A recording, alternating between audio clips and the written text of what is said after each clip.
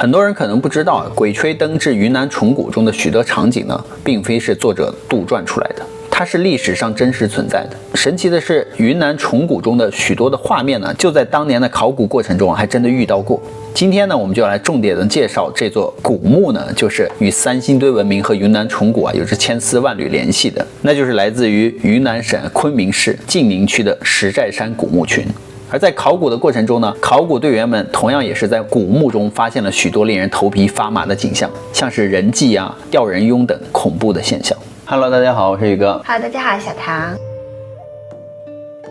故事呢就开始于1954年，云南滇池附近的石寨村是一座古代的墓葬遗址。原本呢这座古墓呢并不是很大，但是呢当他们打开一座古墓的时候却发现了里面青铜器、玉石呢都有。最令人惊讶的是，这些青铜器的精致程度呢，丝毫不逊色于商周时期。而云南何时拥有如此发达的青铜器文明呢？于是呢，考古学家就用碳14的方法来测一测。原来呢，这是一座2000多年前的古墓，所有的考古人员都傻眼了。2000多年前，云南还没有什么强大的国家，为什么会有如此发达的青铜文化呢？难道它就是传说中的古滇国吗？有关于古滇国的来龙去脉呢，以前在我国的古代历史研究中几乎属于空白。最早呢，在司马迁的《史记西南夷列传》里面有过对于古滇国片段的记载，有短短的几段话呢，大意就是说，战国末年呢，公元前277年，楚国呢有一位叫做庄敲的大将呢西征，他一路上势如破竹，攻到了滇池附近，却不料后院起火，楚国西部的一部分呢被秦国所攻占了，这样一来就断了他回家的路嘛。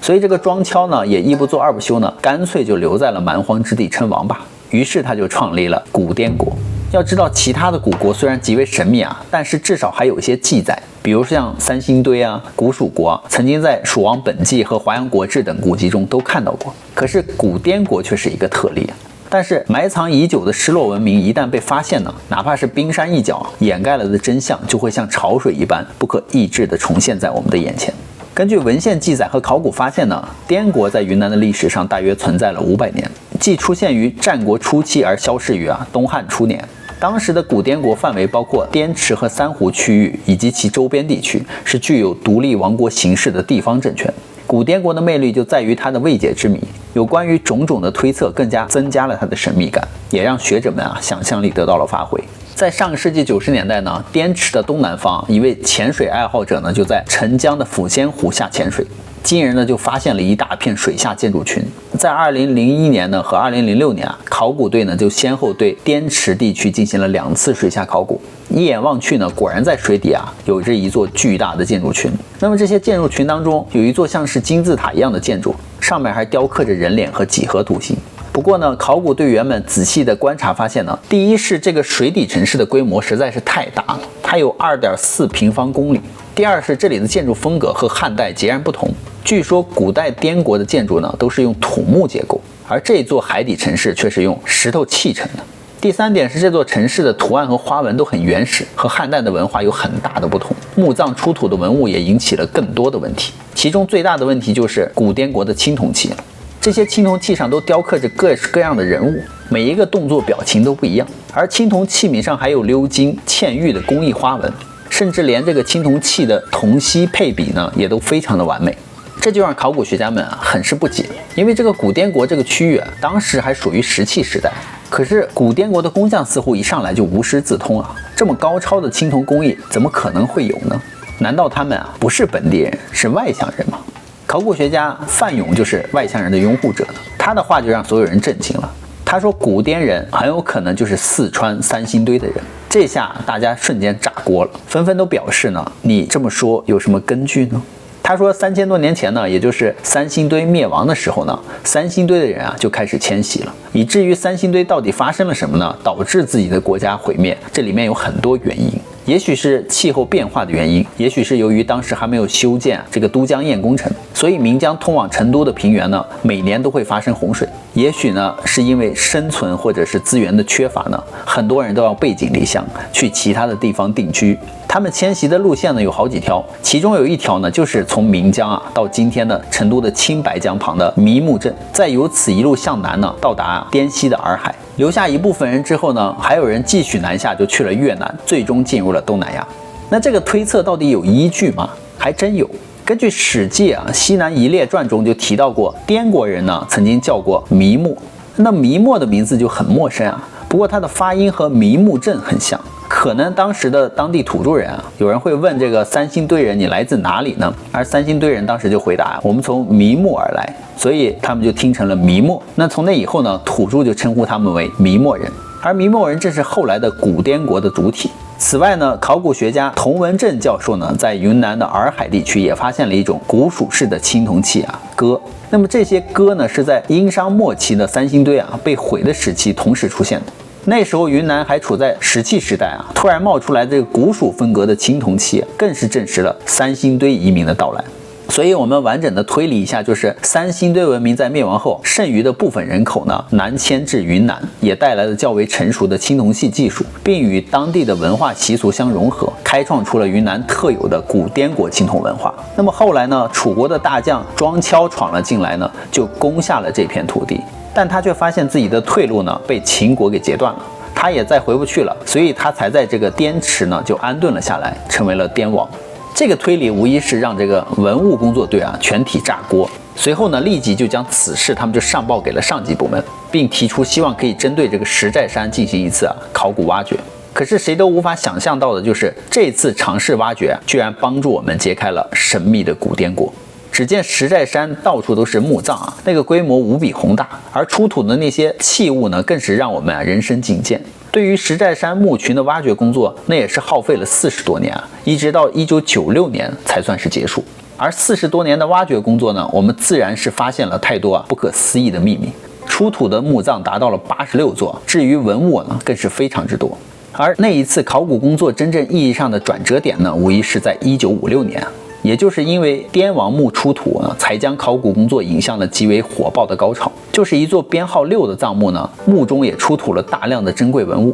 其中对于考古学者来说，意义最重要的文物自然是那枚滇王之印，因为它的出土也直接证实了石寨山古墓群真正的归属，也揭开了古滇国的千古谜团。那么这枚滇王之印呢，是用纯金打造的，重90克，印边呢长2.4厘米，高2厘米。它其实是汉武大帝刘彻赐予滇王的。自此之后呢，云南就开始实行了祭弥统治。司马迁的《史记》中有过一段关于滇王之印很短暂的记载，上面写元丰2年呢，天子发巴蜀兵击灭劳光、弥墨，以兵临滇，滇王石守善，以故佛珠。滇王罹难，西南夷，举国降，请至吏入朝，于是以为益州郡，赐滇王王印，复掌其名。而石寨山古墓群还出土了一些诡异的文物这是一个青铜打造的矛，可是仔细的观察后却发现确实和我们其他中原地区发现的青铜矛有着很多不同的区别，或者说是很诡异。因为这个青铜矛的两边分别吊着2个小人儿，很显然呢，这应该是古滇国时期的奴隶。其实呢，这就是吊人用的真实形态。说到这里呢，估计许多人是不是脑海里立刻就联想到了影视剧《云南虫谷》中的一些画面呢？感觉呢就是一模一样。那么除此之外，云南虫谷中还出现了许多诡异的画面像人祭这同样也参考了古滇国藏墓群中的祭祀风俗。而这里有一件文物必须要正式的拿出来说一下，它就是杀人祭筑场面铜贮贝器。它出土于1955年，如今被存放在了云南省博物馆当中，后来还被国家文物局列入了第3批禁止出境展览的文物目录。这个杀人祭筑场面呢，高21厘米，口径24.5厘米，盖呢是31厘米，这个构型是极为繁琐的。可是它真正的用途说出来，许多人都无法表示置信就是它是一件类似于现代人用于存钱的存钱罐，只不过就是它是古滇国贵族们用来存放珍宝而用的。再来细看这个杀人祭筑场这个铜器我们会发现上面雕刻的是一幅极其令人视觉感到诡异不安的场景，那就是古滇国祭祀的景象。从上面可以看出许多忐忑的画面，比方说一根粗壮的铜柱上就缠绕着2条大蛇，模样呢相当诡异。旁边的柱子上则是绑着一个赤裸的男性，估计这个男性就是用来祭祀的。再或者地上还有几个奴隶跪着，下场呢也不会好到哪里去。旁边呢另外还有围观的和审判的人群，审判的人群肯定是大祭司和拿大砍刀的人，围观的人呢则是在下面做成了4排，并亲眼目睹这一宏大的祭祀习俗。而这样的场景其实我们在影视剧《云南虫谷》中也看到过，确实是令人忐忑。而考古工作中看到如此场景其实是更加的头皮发麻，以至于说云南虫谷中提到的献王呢，其实在历史上是不存在的，而对应的历史人物呢，应该就是滇王。毕竟滇王呢是真实存在的历史人物。但是有网友可能要问了，100年之后滇国瓦解也消失了，那些三星堆的移民们后裔都去了哪里呢？考古学家们对云南各民族当时进行了调查，结果显示他们身上仍然保留有一定的古滇人的特性。就拿云南红河的哈尼族来说他们的巫师呢在祭祀的时候会跳一种和滇国的青铜像一样的舞蹈。那还有一种说法呢，就是滇池附近呢还有一个更大的洞穴，它距离红河呢有200多公里，而古代的人呢就是利用这个山洞来到河边，再通过水路呢来到越南，经过了几代人的努力呢，深入到了东南亚各地嘛。因为云南与贵州一样都是喀斯特地形，地下呢有大量的地下暗河和洞穴。考古学家呢在印尼的这个苏门答腊岛就发现了一群被称为巴达克的人，他们呢当时就跳着古滇国塑像所展示的那种舞蹈，而这里还住着典型的这个古滇国的建筑，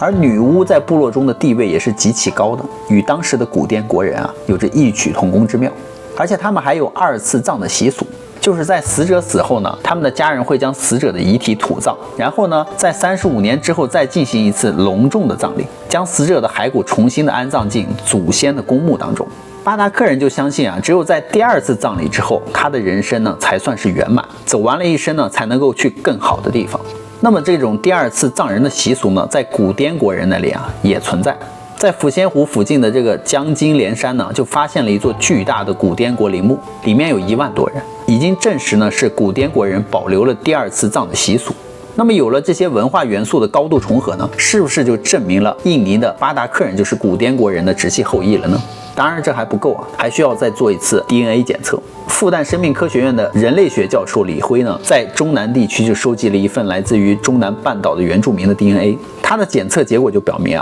巴达克族人呢与中国百越人的 DNA他们相似度非常高，大概在80%到85%之间。但是他们和古滇国人的血统呢却是一个谜，因为古滇国人的 DNA 还没有被成功的提取出来所以也无法进行比对。如果说百越人与古滇国人的血脉相近的话，那么印尼的巴达克族呢就是最好的例子，很有可能呢它也与古滇国人有关。所以当年的三星堆文明的后代呢又迁徙去了东南亚，他们把青铜之光的文明传遍了世界各地。那么好了，故事呢宇哥就讲完了。好了，我们今天的视频就到这，喜欢我们频道的朋友欢迎在下方留言与我们互动哦，别忘了订阅关注宇哥小唐的频道哦，拜拜。拜拜。